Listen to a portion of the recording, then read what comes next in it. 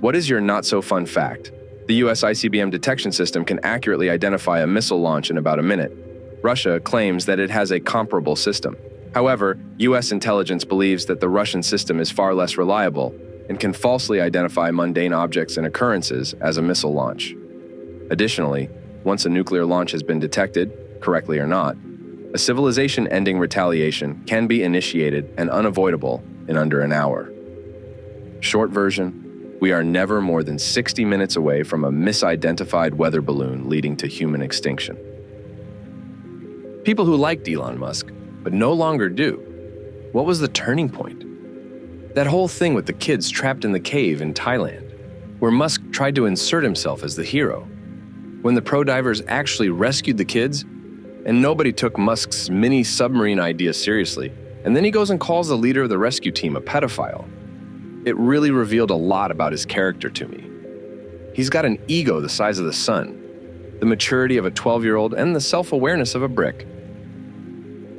What is your not-so-fun fact? No matter what you do here on Earth and the time you have, it all disappears eventually. There is no part of you whatsoever that will live on after you die, and the material things you amassed will fade and deteriorate. The people you made connections with and potentially shared a life with will all either forget you ever existed or die themselves. Given enough time, even your bones and the coffin you rest in dissipates into nothing.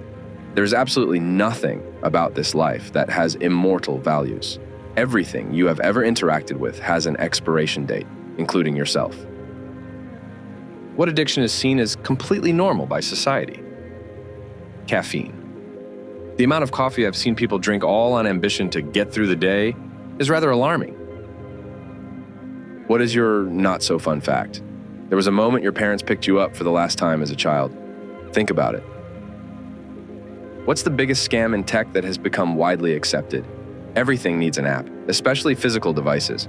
I don't want your cheap buggy app to use my thermostat, scale, battery, lock, or light bulb. Ship one if you want. But devices should conform to standards-based, documented protocols, so I can control them however I want.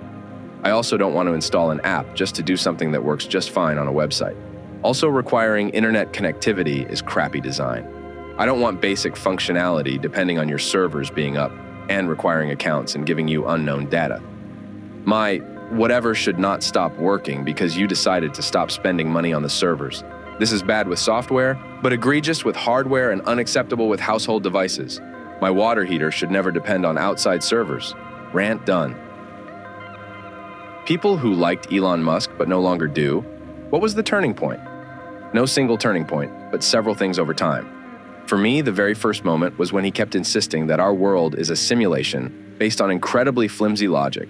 And everybody was just like, oh yes, good point, Mr. Musk. Like, I don't have a strong opinion on the idea, but I was sort of turned off by how he had somehow risen above scrutiny at that moment. Then came the Thai cave rescue incident. I wasn't bothered by him trying to contribute resources to help, even if nobody had asked for it. But the false accusation, calling his critic a pedo guy, and everything that followed in that story was a big issue. Then came the Cybertruck. That thing is ridiculous on a practical level, in so many ways. Then came the actions he took immediately after purchasing Twitter. A lot of really bad business decisions and really poor treatment of people. What is your not-so-fun fact? It will take 8 minutes for us to notice the sun has exploded, because that's how long it takes for light to reach the Earth.